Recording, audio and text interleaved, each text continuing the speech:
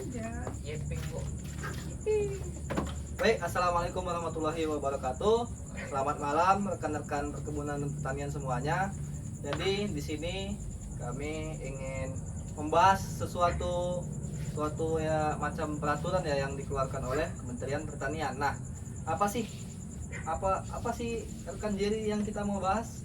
Nah, jadi di sini kita akan membahas tentang Permentan nomor 131 tahun 2013 tentang pedoman budidaya kelapa sawit yang baik. Di sini kami akan membahas tentang teknik pemanenan yang baik dan benar menurut Permentan nomor 131 tahun 2013 tersebut. Di sini kami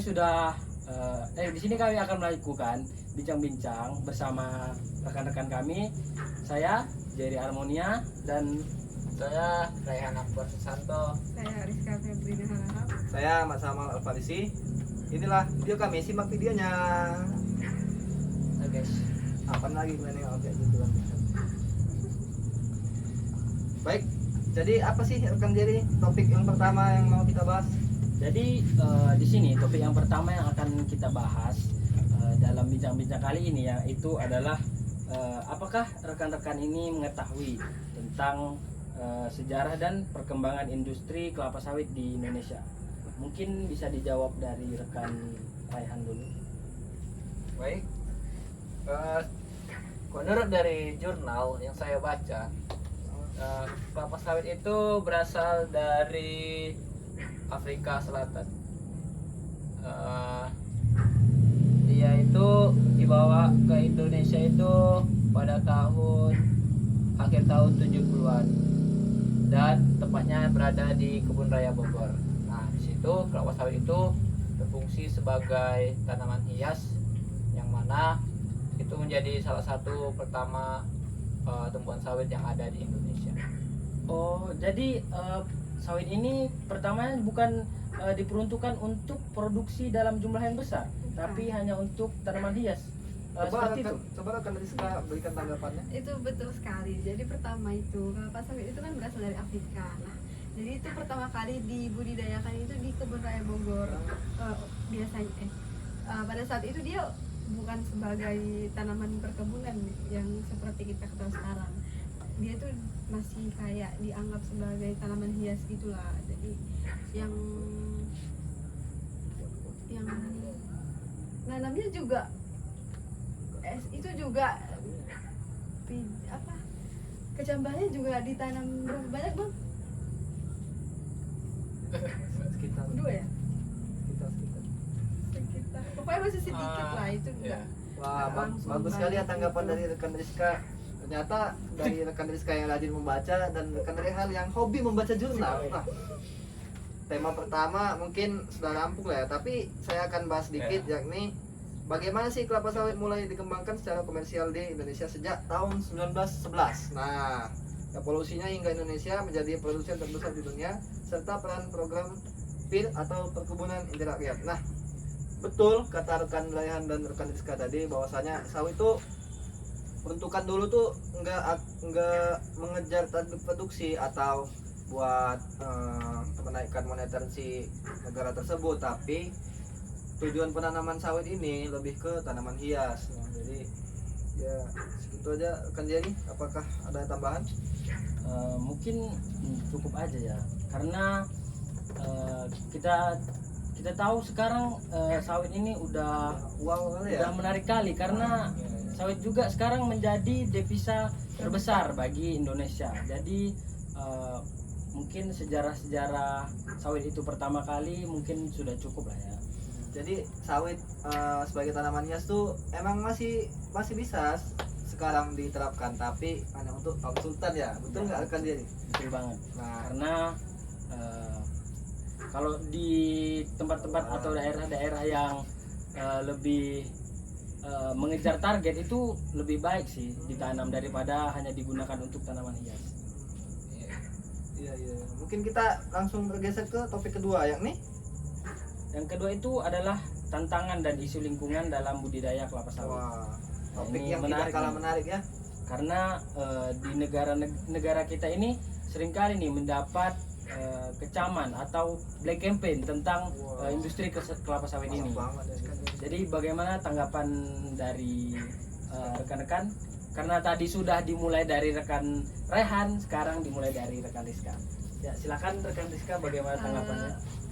Tanggapan saya mengenai ini emang ini sangat menjadi isu menarik ya saat ini.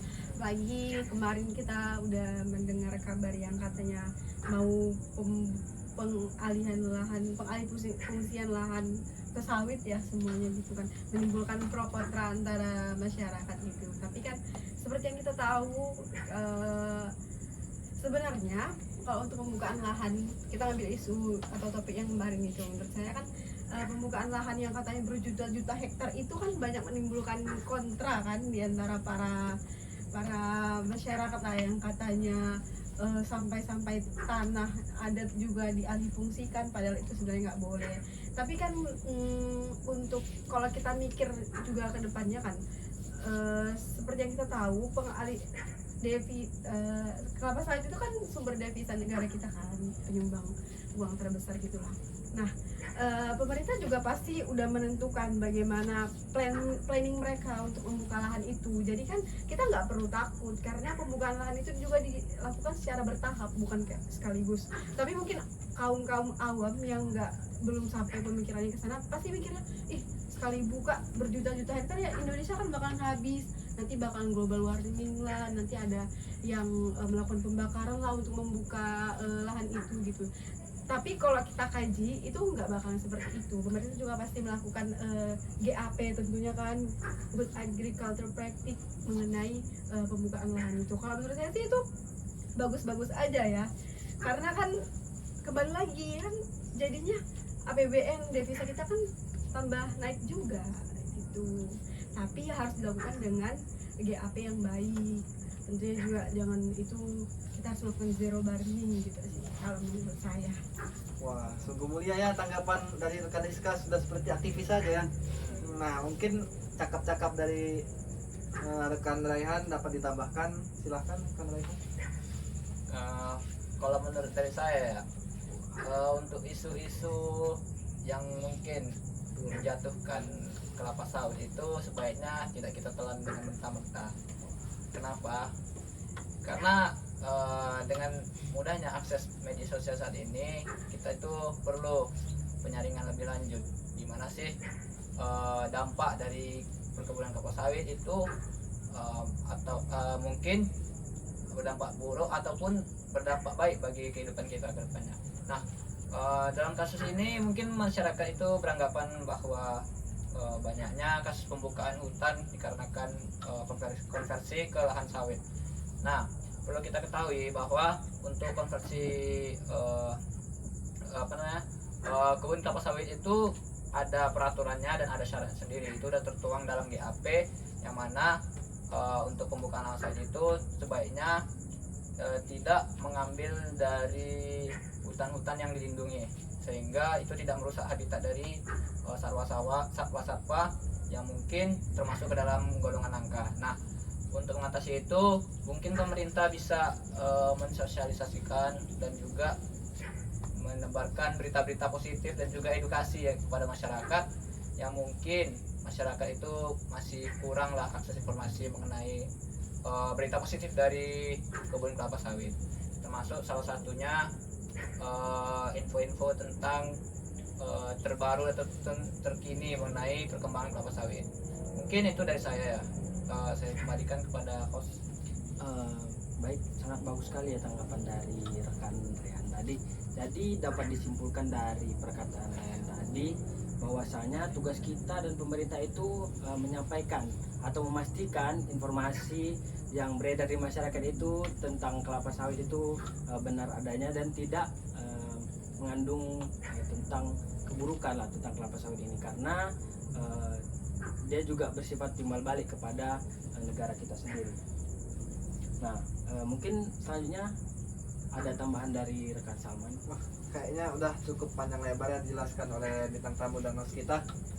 Kita langsung saja bergeser ke tema ketiga. Nah, ini tema ketiga nih nggak kalah menarik nih teman-teman.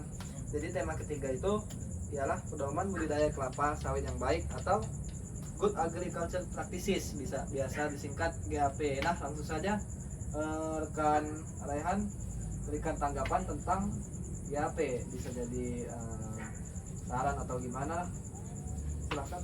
Nah, seperti yang kita ketahui, dalam penanaman kelapa sawit yang baik itu perlu adanya persiapan ataupun pendahuluan untuk melakukan kegiatan penanaman kelapa sawit yang baik. Nah, di dalam GAP itu terdapat beberapa poin penting yang perlu kita bahas. Terutama yang pertama itu adalah tentang persiapan lahan.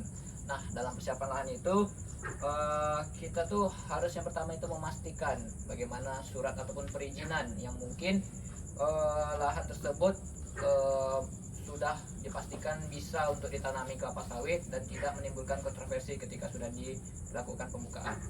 Nah, selanjutnya untuk pembukaan lahan itu sebaiknya kita menggunakan teknik babatan atau penebangan secara pilih sehingga itu tidak merusak habitat binatang yang mungkin itu sebagai tempat keberlangsungan hidupnya. Dan juga sebaiknya kita saat membuka lahan itu tidak menggunakan pembakaran hutan, karena pembakaran hutan salah satu peningkatan dari pemanasan global yang akan berdampak buruk bagi kehidupan di bumi ini.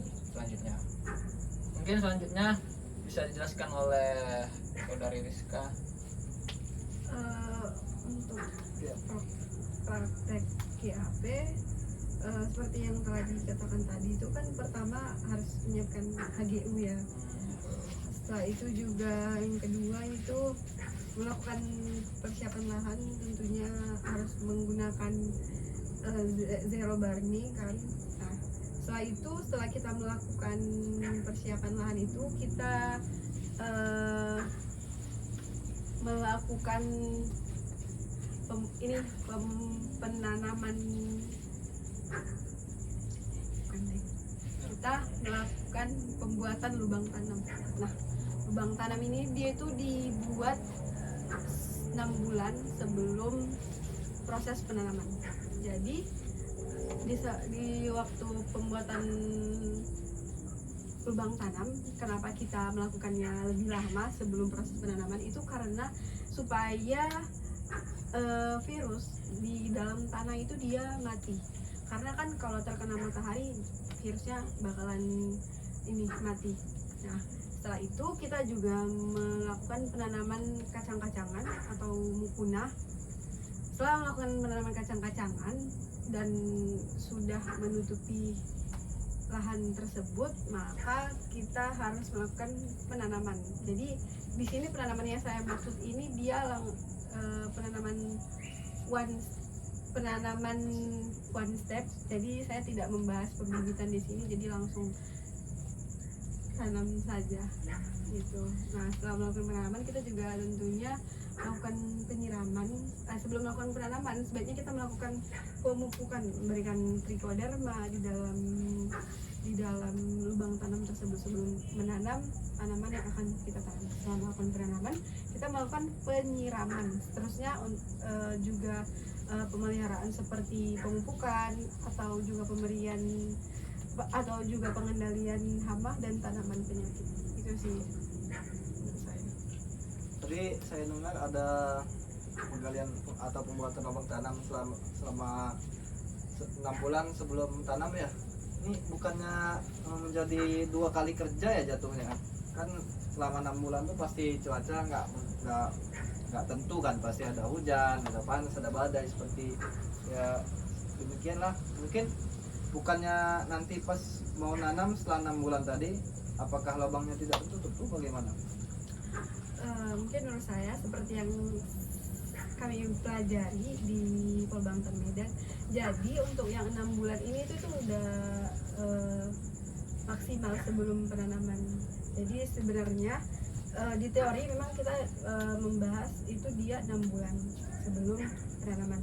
Tapi nyatanya di lapangan itu dia sebelum biasanya itu dia untuk 3 bulan ya bang, 3 bulan sebelum penanaman sih. Karena seperti juga tadi balik lagi ke kos ya, biaya untuk seperti yang tadi dikatakan oleh rekan kan, kalau misalkan 6 bulan pasti dia kerjanya ini kan berkali-kali kan, yang karena faktor cuaca lah gitu. Tapi kalau di lapangan emang faktanya cuman 3 bulan sih, karena 3 bulan itu udah lama. Bagaimana tanggapan rekan sendiri? Yang menurut saya sih apa yang disampaikan rekan Rizka itu benar ya. Tapi umumnya ya kalau di perkebunan kelapa sawit itu penanaman atau pembuatan lubang tanam tuh dilakukan sehari sebelum penanaman dari kelapa sawit tersebut. Nah, hal itu dilakukan karena masuk juga dari penjelasan rekan Rizka tadi, karena kos atau biaya juga yang harus ditekan. Karena kalau jika pembuatan lubang tanam itu dilakukan berulang, tentunya perkebunan itu akan menambah kos. Jadi mensiasati hal tersebut. Jadi pembuatan lubang tanam itu dilakukan sehari sebelum penanaman. Sepertinya sudah cukup ya untuk membahas GAP ini. Jadi kita akan mencoba apa sih? Bisa nggak sih peraturan yang kita bahas nih dari awal tadi dihubungkan ke panen? Nah, kegiatan panen. Ada nggak poin-poin yang akan bisa disebar atau diperluas lagi untuk menghubungkan antara permentan yang kita bahas dengan kegiatan panen? Dari saya mungkin ya tentunya kan karena kita membahas mengenai Permentan 131 nomor 131 tahun 2013, jadi emang dia ini kan membahas mengenai GAP atau pedoman budidaya teknis kelapa sawit yang baik. Jadi emang semuanya itu dibahas di sini, mulai dari proses penanaman, persiapan lahan, semua sampai ke proses panen tentunya. Untuk di proses panen ini sedikit pengetahuan saya mengenai permentan ini, tentunya ada beberapa hal yang perlu kita persiapkan sebelum melakukan pemanenan, tentunya kan seperti melakukan AKP, penghitungan AKP, terus juga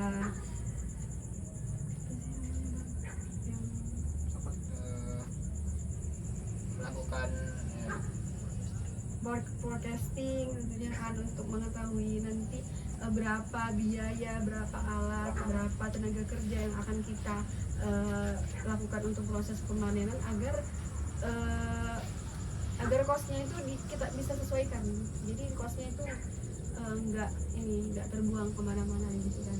Nah, untuk proses panen sendiri tentunya pemanen kita juga harus kita berikan pelatihan, berikan informasi mengenai bagaimana sih kriteria panen yang bagus, karena kan ini sangat berpengaruh untuk CPO-nya, untuk PKO-nya, kandungan di dalamnya gitu. Untuk yang pertama itu mengenai kriteria batang panen di dalam permentan ini, dia itu umumnya digunakan ketika Mungkin sedikit saya potong dulu ya rekan. boleh. Jadi ini kan mungkin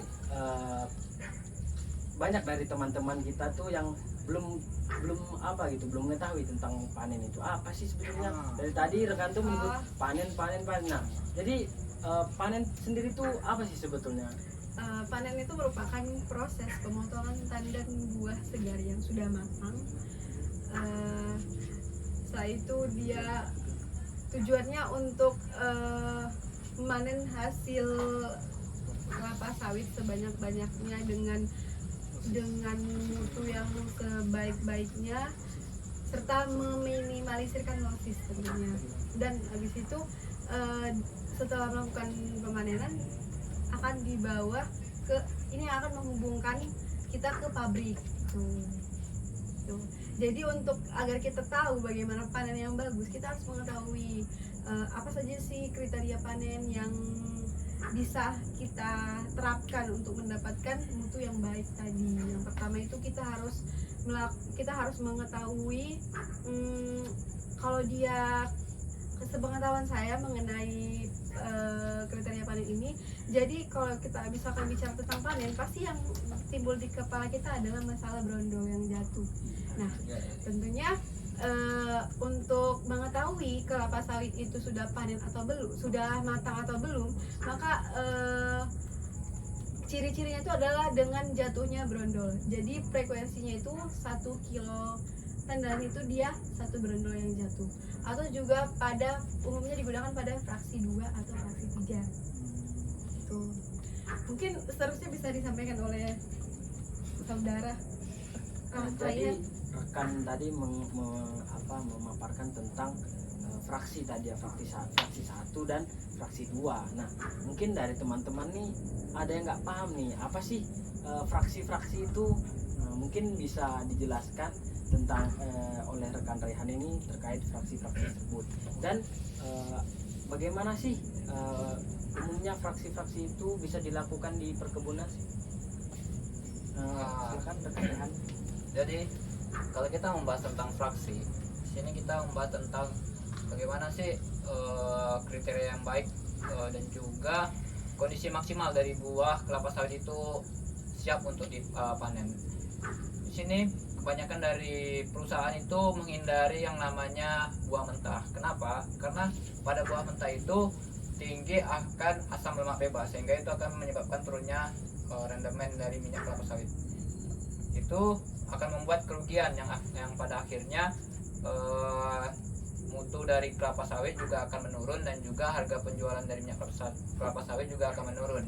Nah, untuk fraksi itu adalah kriteria mutu dari kriteria matang buah dari kelapa sawit, dimana pada kriteria matang buah itu untuk buah kelapa sawit yang baik itu pada fraksi 01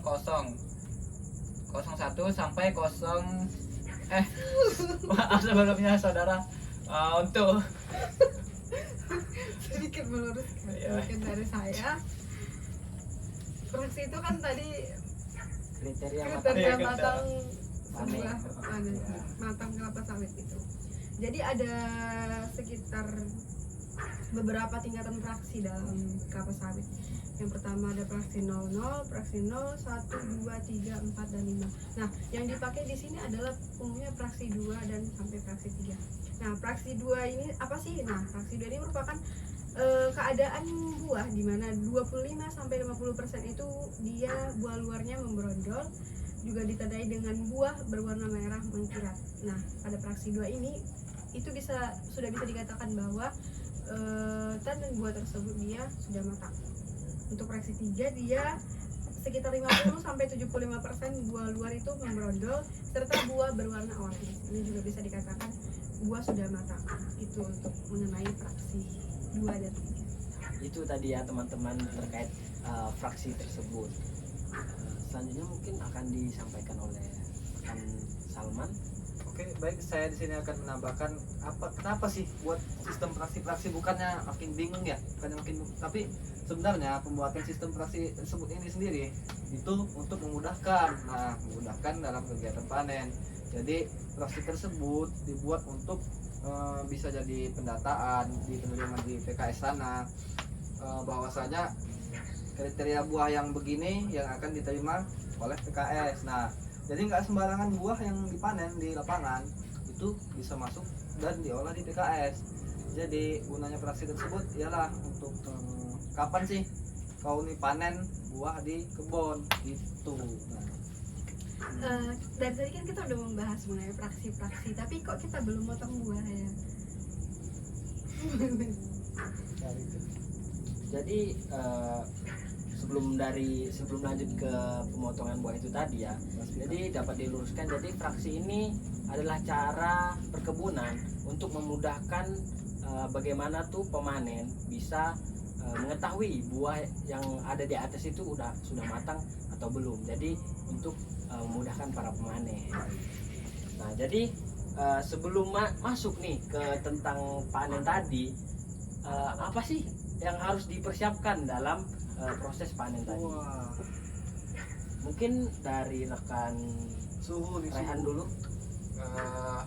Berbicara tentang panen itu kita nggak langsung memotong buah dari pohonnya. Kita harus tahu nih apa saja sih SOP dan juga langkah-langkah yang harus kita lakukan untuk melakukan Proses panen ya. Oh, jadi seperti itu ya rekan. Jadi Nah, apa saja tuh? kalau untuk persiapan yang pertama itu kita yang pasti sebelum melakukan kegiatan panen itu kita harus menyiapkan ya alat perlindungan diri kita agar semua yang kita lakukan itu tidak membahayakan bagi pekerja dan juga berakibat fatal nantinya. Nah, untuk APD-nya yang mungkin kalau dalam kegiatan memanen itu yang paling penting itu ada helm, ada egrek, ada sarung tangan, ada sepatu boot, ada kapak, dan juga ada gancut serta angkong untuk mengangkut buah kelapa sawit ke TPH. Nah, selanjutnya itu untuk langkah-langkah pemanenan itu mungkin bisa dijelaskan.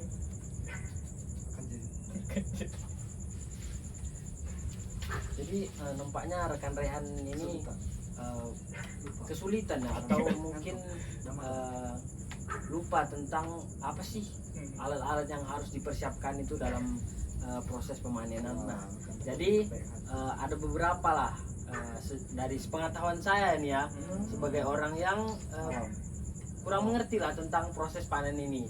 Jadi alat yang digunakan itu adalah yang pertama tuh ada egrek. Itu digunakan untuk memotong tandan buah itu yang di pohon yang umumnya itu sudah tinggi. Jadi menggunakan egrek lah sehingga dapat mempermudahkan pekerjaan dari si pemanen tadi. Nah, yang alat kedua itu ada dodos. Nah, egrek dan dodos ini hampir-hampir mirip. Cuman bedanya dari dua alat ini, egrek kan tadi digunakan di pohon yang tinggi, sedangkan dodos ini digunakan di pohon yang masih rendah. Jadi lebih gampang lah digunakan. Mungkin dari segi bentuknya bisa dijelaskan juga bedanya kan? Nah, dari segi bentuknya dodos itu agak lurus ya, lurus dan kayak seperti kipas ya, betul rekan Rehan tadi ya, seperti kipas. Sedangkan egrek ini melengkung ya, kayak sabit modelnya, cuman ujung-ujungnya itu lebih tajam kayak pisau lah. Kalau cara kerjanya gimana itu, Bang?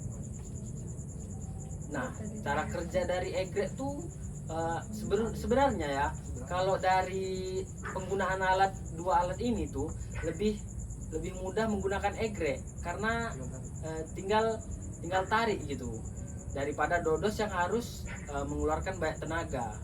Nah, jadi kenapa egrek ini tidak digunakan pada pada tanaman yang rendah? Karena umumnya egrek ini panjang-panjang dia ininya, fibernya. Jadi tidak cocok digunakan untuk lahan-lahan atau pohon-pohon yang masih dalam pendek lah, atau TBM juga lah ya. Sedikit informasi juga nih, berbicara mengenai alat pemanen kelapa sawit yang sudah dijelaskan tadi kan, egrek itu juga ada dua macam. Yang pertama dia ada egrek manual, ya biasa dipakai itu biasanya di kebun rakyat gak sih? Iya, ya. Itu biasanya makanya egrek manual, jadi kayak tanpa mesin gitu. Sedangkan yang egrek mesin itu dia sudah menggunakan mesin. Tentunya ada kelebihan dan kekurangan masing-masing kedua egrek ini. Kalau untuk dari segi egrek manual, mungkin dia kelebihannya biayanya lebih kecil karena tentunya tidak mengeluarkan untuk biaya perawatan, biaya ini minyaknya gitu kan. Sedangkan tapi kekurangannya ya itu dia kerjanya lebih lama daripada egrek mesin tadi. Kalau egrek mesin dia untuk estimasi waktunya untuk proses pemanen itu dia jadi lebih cepat gitu dia. Tapi ya segi kelemahannya itu ya itu Jadi kalau biayanya bertambah. menurut Kak Rizka lebih enak guna egrek mesin atau egrek manual? Kalau saya pribadi sih balik ke pemanen tadi, balik ke lahannya juga kan tadi sudah dijelaskan juga egrek manual cocoknya kemana gitu. Tapi tergantung perusahaan juga gimana menetapkan itu sih.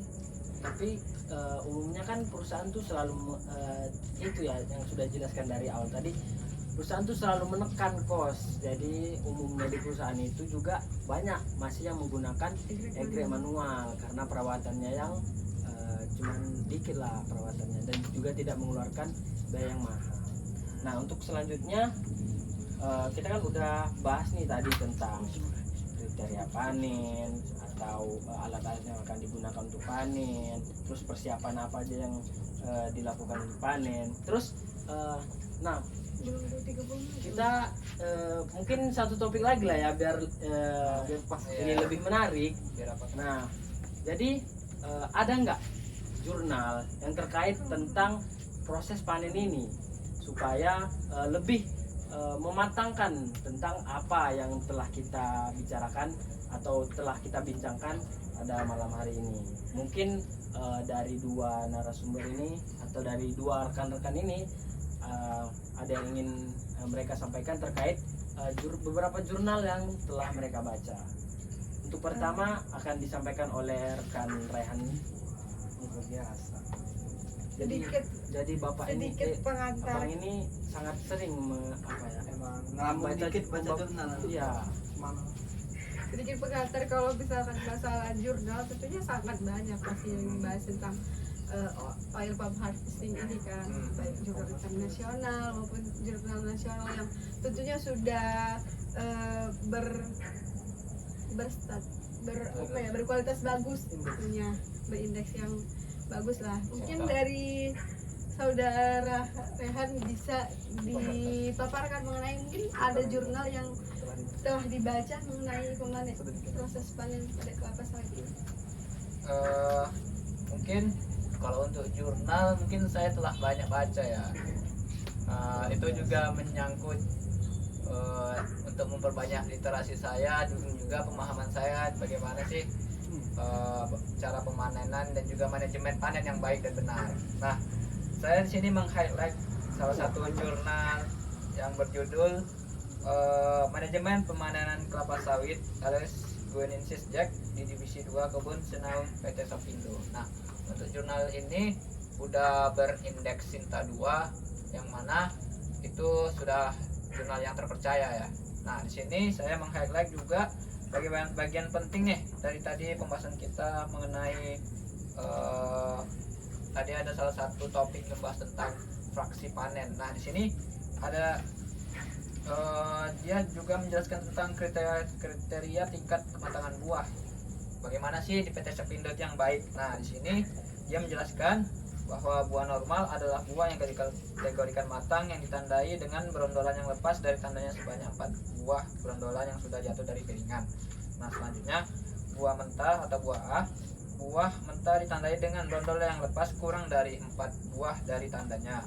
Nah, untuk buah busuk itu berondolan yang lewat matang yang ditandai dengan lebih kurang dari 30% ganggang buah telah membusuk. Nah, selanjutnya mutu buah yang baik adalah jika persentase masing-masing buah mentah A dan juga buah busuk E kurang dari 1% serta persentase buah normal itu lebih dari 98%. Nah, dapat kita simpulkan di sini bahwa buah yang baik itu adalah buah yang tidak melewati dari tidak kurang berondolan yang jatuh dari 4 buah di piringan dan juga tidak terlalu busuk, yang mana itu lebih dari 30% buahnya itu telah membusuk. Nah, itu sesuai dengan penjelasan dari Kak Rizka tadi bagaimana tentang fraksi panen dan juga kriteria kematangan buah kelapa sawit yang baik itu gimana.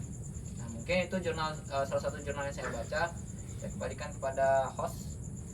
Ya, mungkin itu ya tadi penjelasan mengenai jurnal yang dapat menguatkan tentang apa yang telah kita bicarakan tadi. Nah, di sini terakhir ya saya akan memaparkan sedikit atau menarik kesimpulan bahwasanya cara panen itu adalah pertama tuh kita memotong TBS atau tandan buah segar yang ada di pohon kelapa sawit. Kemudian tandan tersebut akan diangkut menggunakan angkong menuju tempat TPH yang telah ditentukan di masing-masing afdeling. Nah, dari situ nanti buah akan disortir mana yang mentah, mana yang matang. Jadi ada juga nih beberapa pemanen yang biasanya memotong atau memanen buah yang belum matang. Kan sudah dijelaskan sebagai kriteria panen tadi, bahwasanya kalau buah yang belum matang itu mengandung ALB yang tinggi. Jadi buah yang belum matang ini tidak akan dibawa ke pabrik. Nah, setelah disortir tadi antara buah matang dan buah mentah, selanjutnya akan dibawa ke pabrik untuk dilakukan proses selanjutnya. Nah, jadi menambahkan itu juga ya. nih, pas kita melakukan pemanenan itu kita jangan lupa mengutip brondolan tentunya, karena dalam brondolan tersebut juga banyak kandungan minyaknya. Setelah itu juga pemanen ini biasanya malas untuk menyusun pelepah, jadi kita harus menyusun pelepah juga supaya dia nanti tidak menyebabkan hal-hal negatif.